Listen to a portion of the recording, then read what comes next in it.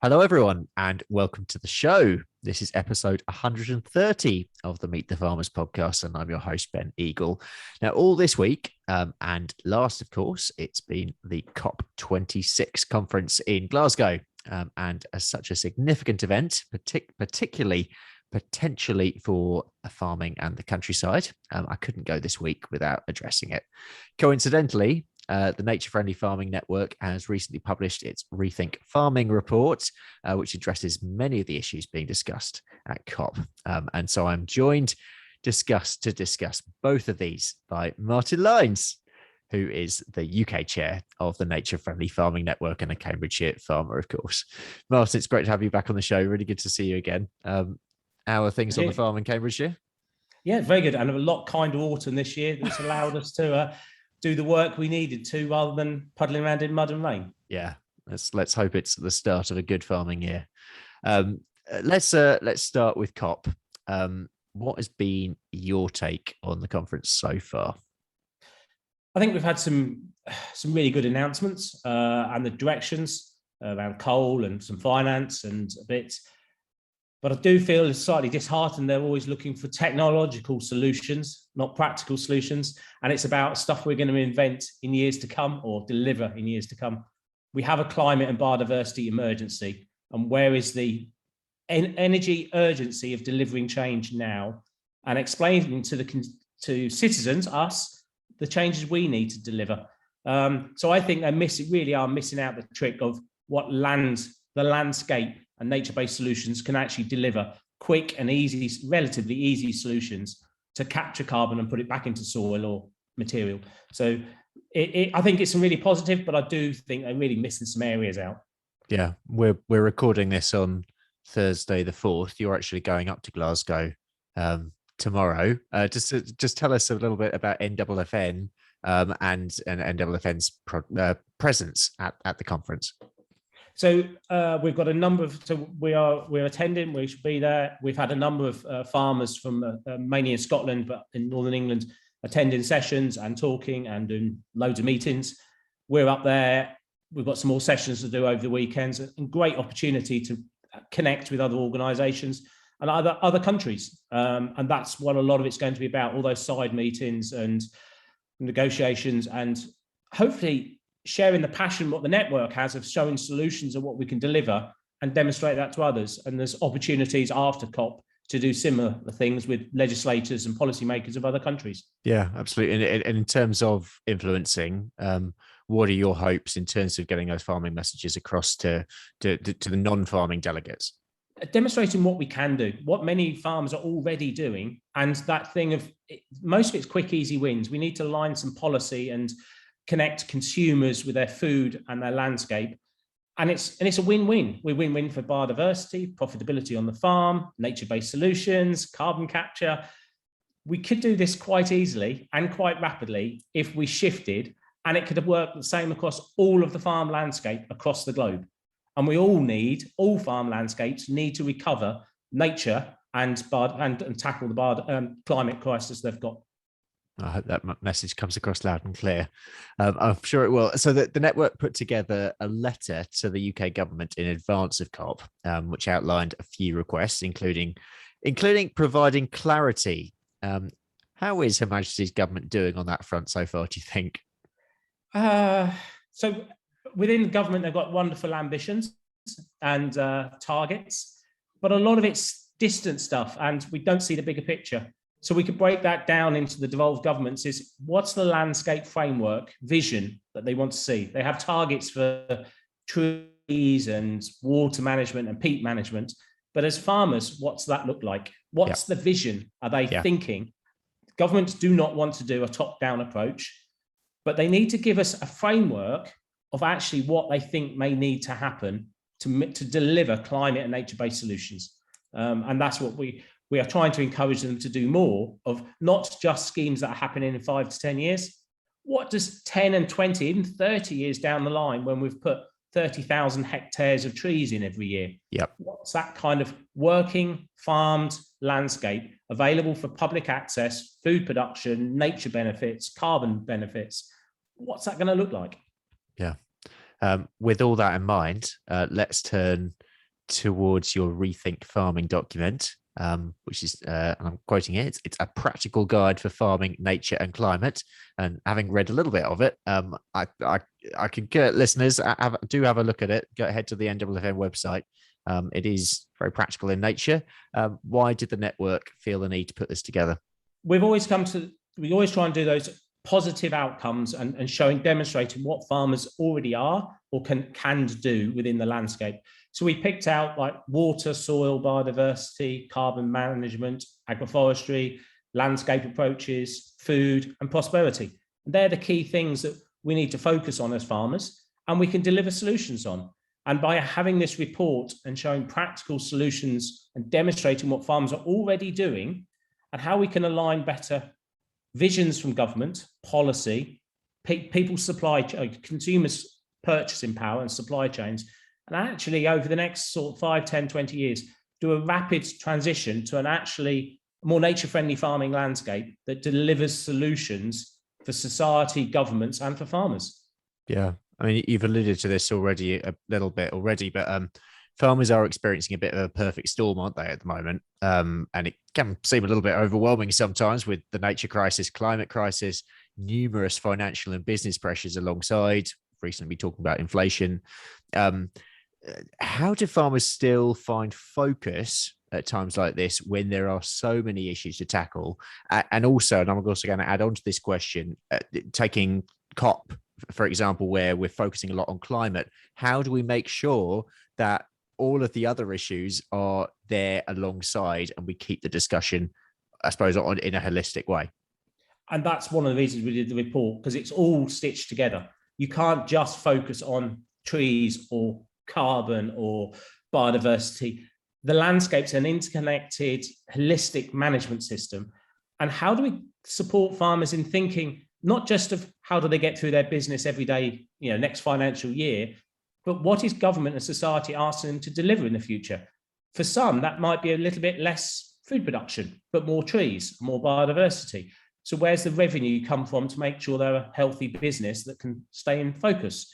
And it's about delivering those solutions in a whole joined up approach, rather than picking individual targets and announcing wonderful things, but not for farmers to understand how will that affect my business? Where do I play my part with managing my piece of landscape within my business control? So I often think as farmers, as asset managers, what do the assets to society want me to do? Food's always going to be important, but it's good and healthy food. Biodiversity, water quality, prosperity, carbon management. How do I fit that into my farming business? And we see so much pressure coming at farmers, telling them they're doing it wrong, the methane, the livestock, the meats, the whatever. Actually, we need to cut through some of that. And livestock's not bad. Livestock done the wrong way is very bad. And in most counts, it's in other countries. So why can't we connect the consumer with that best practice livestock production? But also as an arable farmer, I want to move away from artificial fertilizers, and I'm already doing that, to reduce my carbon footprint and move away from fossil fuels. I need manures or compost to fertilize. So how do we integrate, rather than saying livestock's bad, we reintroduce a whole farm approach of putting livestock in the right place, managing water quality, manures, and biodiversity. And it's so more complicated than some policymakers and governments just announce single targets. Yeah. And that's the point of the report, was to make sure it's all interconnected. It's chapters, and all the chapters make a book. And if we deliver the book, we deliver positive outcomes. Yeah. I mean, just going through some of those various aspects, soil, water, biodiversity, carbon management, and you outline those practical measures that farmers can take along that. I think this is a really great approach. But again, focusing on the farmers themselves, why is that useful for farmers without stating the obvious? Many of those things can actually be a business benefit. They can be, if we get our soil health improved, actually with the change of climate that's coming and wetter and drier periods, actually our business will be more resilient. Our landscapes will be more resilient. So it's about putting the win-wins together and highlighting some of the negative things we don't want farmers to do, because actually they're going down the wrong path and they may be stopped or disencouraged from doing that later. Yeah. And you also look at collaboration in the report. What signs are you looking for, I suppose, to see that collaboration is improving in the industry. And I suppose what I mean by that is across the supply chain. How confident are you at the moment that that collaborative approach will be pushed forward? So we want collaborative working across landscape, because that gives multiple benefits. This collaborative working through supply chains, having conversations with some supermarkets and supply chains, they are very focused about where their future food production comes from, and food production and systems that deliver improvements to the landscape and to soil and biodiversity and carbon. So a regenerative or food from a healing landscape. There is going to be a lot of focus from the consumer wanting to know where their produce comes from. What is the effect, positive or negative, on our landscape from that food choice? Because it doesn't matter about what you eat, we all eat. And the supply chains, and especially some of the major supply chains, I think will quite rapidly move into purchasing from systems that do improvements. But we always have that caveat. Many are talking green language. We want to see green action. Absolutely. And it's not just about putting a fancy fake farm label on something and calling it wonderful.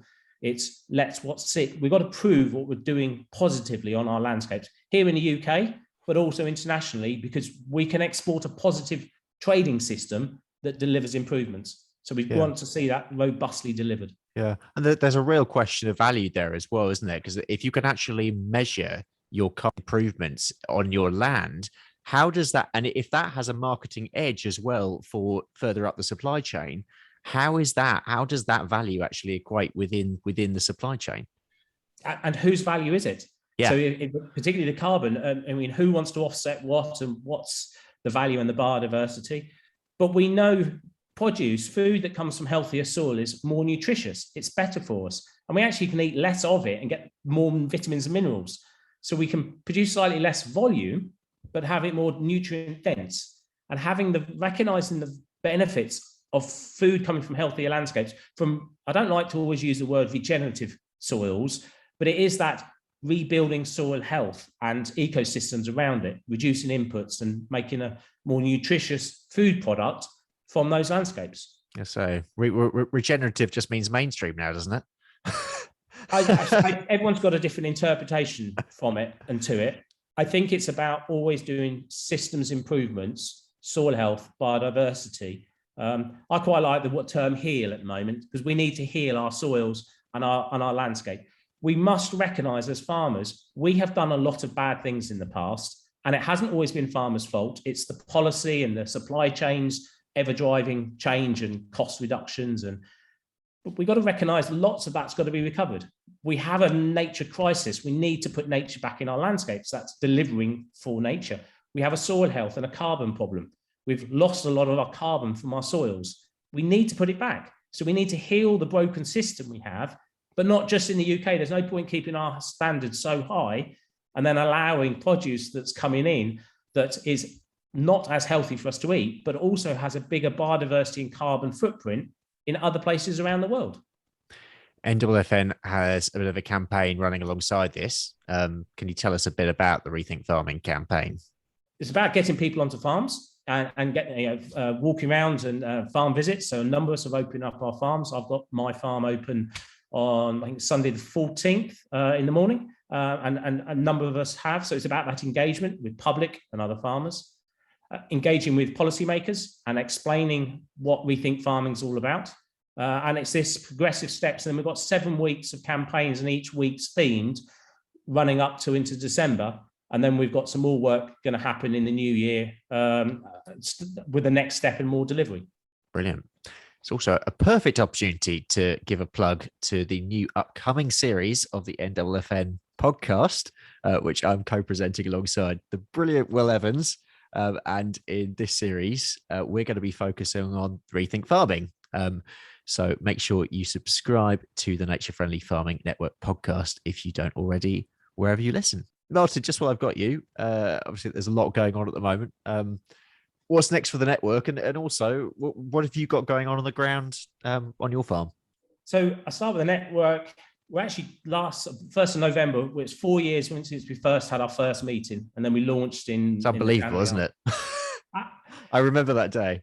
the speed of what the network's growing across the UK and the engagement we have with governments, policymakers, farmers, other organisations has been phenomenal. We've been very lucky to receive some good funding support to help that grow. So we have 7 members of staff now across the UK. The more we grow, the more the engagement grows. So it's about managing that. But it really is doing that knowledge exchange and demonstrating what farmers are and giving farmers, the whole point of the network was to give farmers a voice who are delivering, who are nature friendly, who are delivering a landscape approach, care about the biodiversity. Do that to farmers. We've got membership to public, we can communicate, and the policymakers and other organisations. So it's more of that connecting up, and we've got various, Oxford Real Farming Conference will be there again, and we've got some various projects and reports that will be launched then to really step up the delivery and the urgency of making farming work for biodiversity and climate and the profitability. And I've been staggered by the engagement we've had. It takes all my time plus some nowadays, and many of our other farmers across the network. But it's a moment in time. We need to harness and we see value being delivered. I see a lot of policy coming out that I see direct quotes or information that the network sent stuff in, and they're right across the UK. So we're having a positive benefit. And I really want to see that grow. And we're seeing membership grow daily, which I think is brilliant. So farmers, members of the public and organisations. And on our farm, still going down that healing route, regenerative routes. We don't cultivate, introducing more livestock. I've put herbal lays in this year on a small field to see how that works. We already have sheep coming in over winter.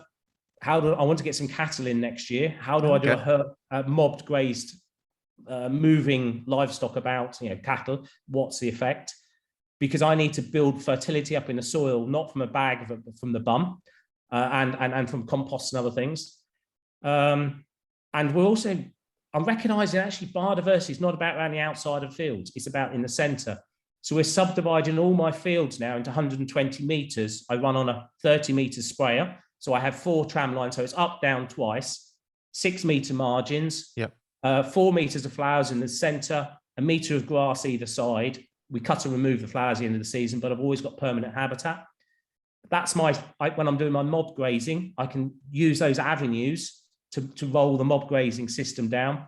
So I'm really interconnecting my whole landscape. And much of this is going out of schemes now because I can't wait for schemes to happen, but I recognize the benefit of predatory insects, pollinators, and other stuff in my landscape. So I just want to get on with this now. We've got more trees coming in. We've got a community scheme coming in the end of the month, planting 650 meters of new hedgerow. We're getting 100 volunteers coming in to help do that through Possible. And it's about, let's take action. As farmers, we can do things, but we also must communicate that to the consumers and to the public and my neighborhood and my community to show them what we can deliver. Martin, you're always an inspiration. Thanks so much for coming on. Thank you. That is all we have time for today. I realize it is a shorter episode than normal, but huge thanks to my guest, Martin Lyons. And thank you for listening. Please do subscribe to the show and give it a comment. That really helps with letting more listeners know about the show. Next week, I'll be bringing you some content from the Farm Business Innovation Show in Birmingham, which I'm heading to later this week. But until then, have a great week.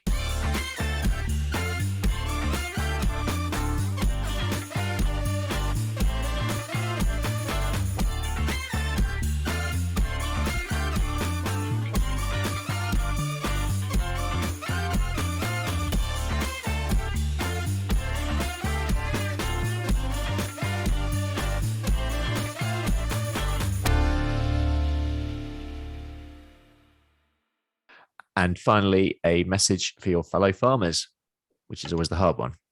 Yeah, it's probably might sound a bit of a stupid one, but know your cost of production, and by having a big focus on what you're doing during your working week, you can be a lot more present with your family and friends during your downtime. Yeah, I think that's a really, really important one as well.